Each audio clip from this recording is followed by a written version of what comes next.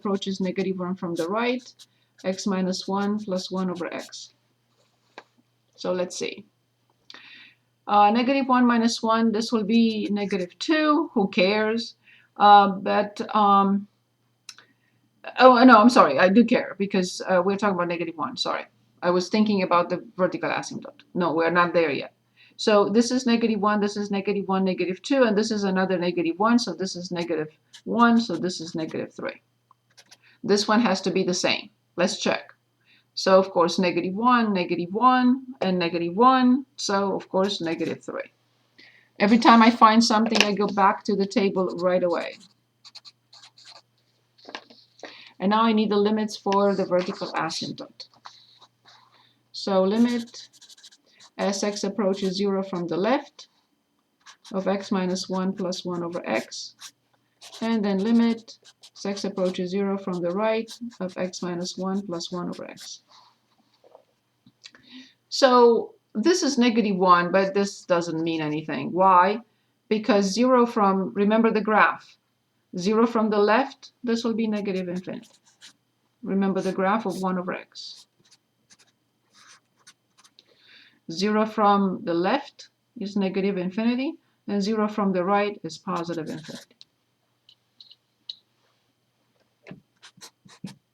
So I go back to my table, I put -infinity, and I put +infinity. Finally, after all this effort, I finish this. I don't have anything else. Now I will move on to the first derivative, and then the second derivative, and then the slant asymptote. Okay, so f prime will be 1. This is 0. 1 minus 1 over x squared. Remember, I asked you, please remember that 1 over x prime equals -1 over x squared. So then x squared minus 1 over x squared. We factor the top, and we know that f prime of x is 0 at 1 and -1. I know this was a lot. Let me stop and see if we have any questions. Let's go back for a second before we continue. Any questions on the limits? Any questions on the whole? Any questions on the vertical asymptote? Any questions on the derivative? Any questions on the critical numbers? Because now I have to put them in the table.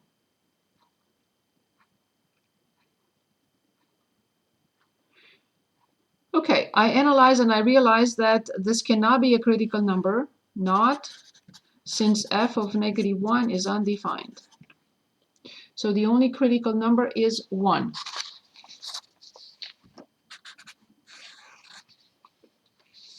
I will study the sign of this, but not of the denominator. So I will plug in a number -10. Negative, negative, positive. Like -0.5. Positive, negative. Like 0.5 here. Negative, positive. Like 10, positive. Okay, now at this point, I verify that these two rows work well together. If they don't, I'll say oops and start from scratch. From -infinity to -3, the function is increasing. Is that supported by the sign of the derivative? Yes, it is. From -3 to -infinity, the function is decreasing. Is that supported by the sign of the derivative? Yes, it is. From positive, oh, I have to find this. Where is my function? Like 10 pages ago. Okay, here it is. With 1. 1 minus 1 is 0. 1 over 1 is 1.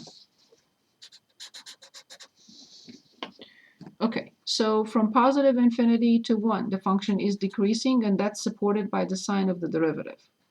From 1 to infinity, the function is increasing, and that's supported by the sign of the derivative. So the first two rows work well together. Now I need to find the second derivative.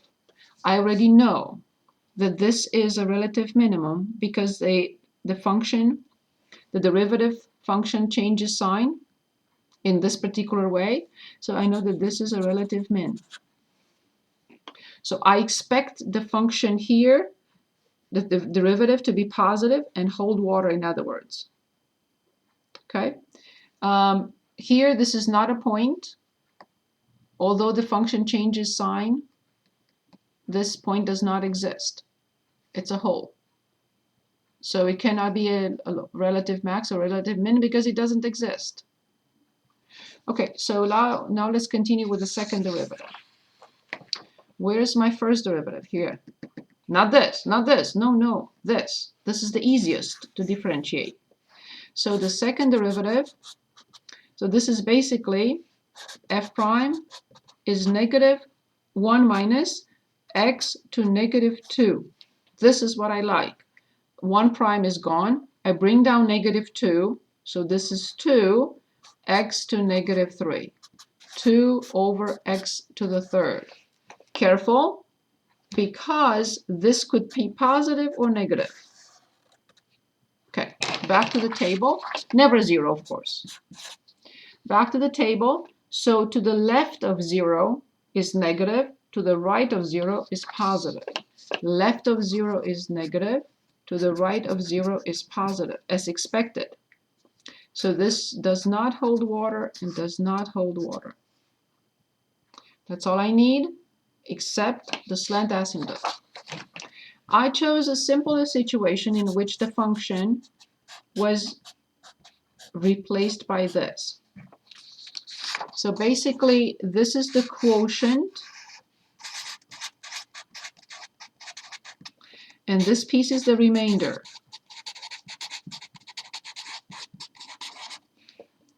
Just the quotient is the slant asymptote. So y equals x minus 1. Just a quick question. Any question, please? Do we not bring down negative 2? Why do we bring down positive? Because there is a negative in front. Oh, didn't see that. That's okay. So let me check, make sure. You may see something I don't. So I bring negative 2 down and I multiply by negative 1, and then I subtract 1 from the power. Only because this was negative. And then to the left of 0, this quantity is negative. To the right of 0, this quantity is positive. So the only thing I have to add to my table is that y equals x minus 1 slant asymptote, so I don't forget.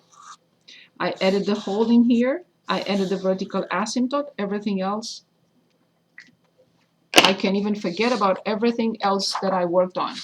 Nothing matters. That's all I care about. This tells me everything I need to know.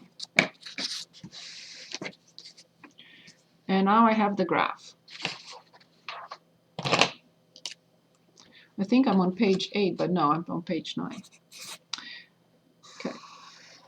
When we graph functions with asymptotes, we have to graph the asymptotes first. Okay, so I have a vertical asymptote. There is no reason to draw the y-axis again. So because this is the vertical asymptote, I will plot the hole, which is negative 1, negative 3. This is the hole. I will plot 1, 1. I have to draw the line y equals x minus 1. So to draw the line y equals x minus 1, when x is 0, y is 1. I meant to say negative 1, so 0, negative 1. When y is 0, I move negative 1 to this side and I get x equals 1. So 1, 0. So I have to graph this. I'm going to use a different color. So 1, 0 is 1 comma 0. What am I doing here? 0 comma negative 1 is this, and 1 comma 0 is this. So now I draw.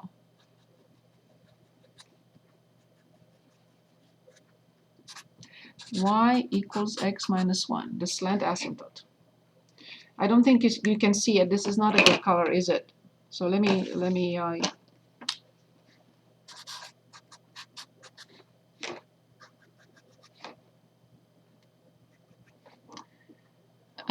I don't want it to, I have to be careful.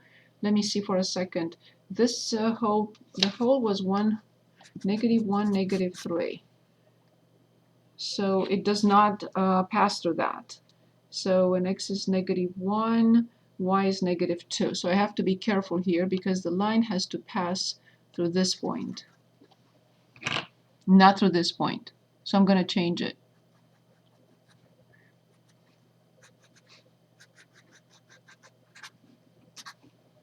You cannot pass through the hole. Careful.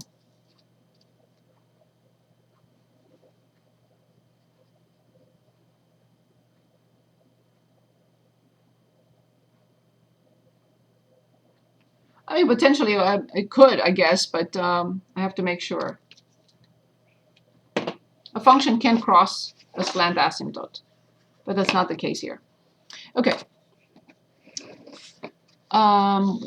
Okay, so I have the slant asymptote, I have the hole, I have the vertical asymptote, and I have the minimum.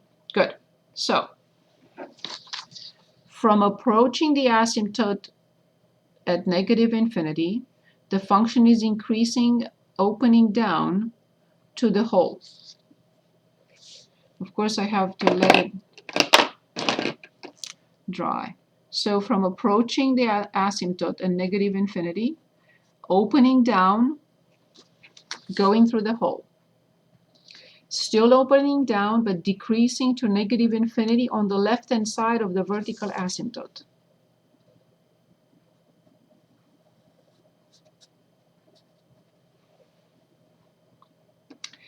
On the other side of the vertical asymptote, coming from positive infinity, decreasing, opening up, decreasing to 1 comma 1, and then increasing, still opening up, going to infinity.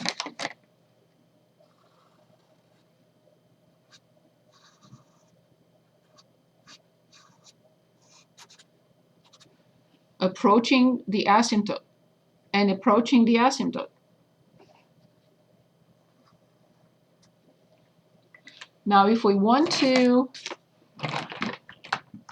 look at this with the graphing calculator, where are you guys? Here you are. We can, but you have to put the slant asymptote all by yourself in. So the second function will be x minus 1. The calculator will not do it without you plug it in. Okay, so where is my function? What was it, like 5 pages ago? 3 pages ago? Okay, so the function is x cubed plus 1. Oh, I didn't mean that. Never mind. So x cubed plus 1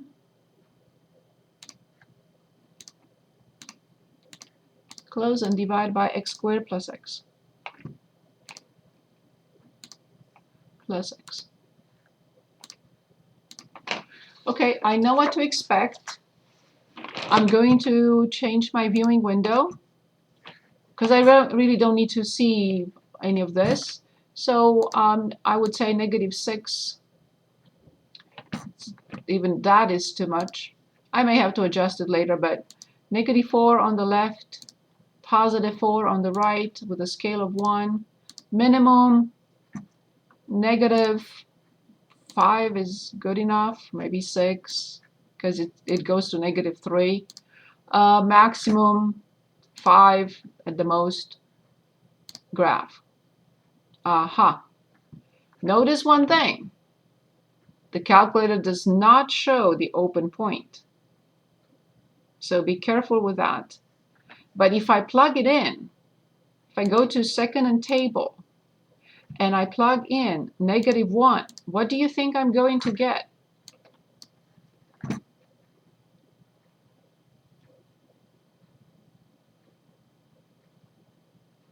Anyone? Define? Zero, error, right? I have to. But this is not what I see in the graph. Be very careful. Okay? Now, if I zoom in terribly, so I'm going to change the viewing window just to see that point. You will see a little blip. Okay, what do I want? I want -2 to 1, maybe, the scale of 1, and y minimum -4, maybe 2, simply -1. Ah, here it is. Okay? And that's exactly where it appears to have a maximum, but the function does not exist at that point. It cannot have a maximum where it doesn't exist. So careful with this. I know it was a long problem, but it is what it is. We can choose other problems. All these are long. Of course, we can choose to illustrate, or just let me just refresh your memory on how to determine the slant asymptote. This was a simple example because I wanted to have the whole and the slant asymptote together. But let me just refresh your memory how to determine the slant asymptote. So there is an example problem in the book where they're only asking us to find the slant asymptote. All of them are just ugly. Okay, let's take a look at 67. So y equals 2x cubed minus 5x squared plus 3x, and everything divided by x squared minus x minus 2. Here they're only asking us to find y equals the slant asymptote. Does it have a slant asymptote? Yes, because the degree at the top is 3 and the degree at the denominator is 2. So it will have a slant asymptote. Notice that the polynomials are in descending order. I don't have to rearrange anything. And the polynomial at the top has degree 3, degree 2, the term with degree 3, the term with degree 2, the term with degree 1, and the only missing is the degree 0. But that's the last one. I need to analyze that because when I start the long division,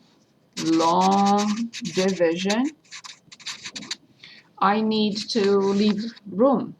If this is missing, then I have to leave space for it. But if the last one is missing, it's not a big deal. That's okay. I don't have to worry about it. So then x squared minus x minus 2 and 2x cubed minus 5x squared plus 3x plus, and this is missing, I don't care. It's the last one. Okay, so the question is x squared times what is this? So x squared multiplied by what is 2x cubed? So we know that that is 2x.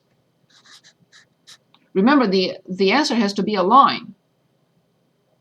It has to have degree 1. When I divide degree 3 by degree 2, I get degree 1.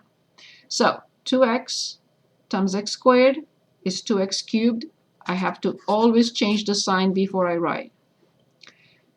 Underneath, 2x times negative x is negative 2x squared plus 2x squared. And I have to write under like terms. 2x times negative 2 is negative 4x, positive 4x. I always change the sign when I write underneath. Gone, negative 3x squared plus 7x. Final question, x squared times what is negative 3x squared? And the answer is negative 3. Negative 3, I do not lie at the top, ever. But here I have to change the sign. Negative 3 times x squared is negative 3x squared, positive 3x squared. Negative 3 times negative x is positive 3x, negative 3x. Negative 3 times negative 2 is positive 6, negative 6. Gone, 4x minus 6. What is this? In other words, the function that we had initially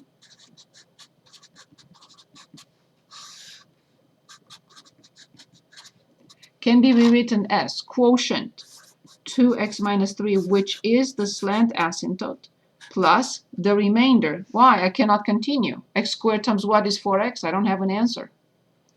Plus 4x minus 6 over the divisor, x squared minus x minus 2.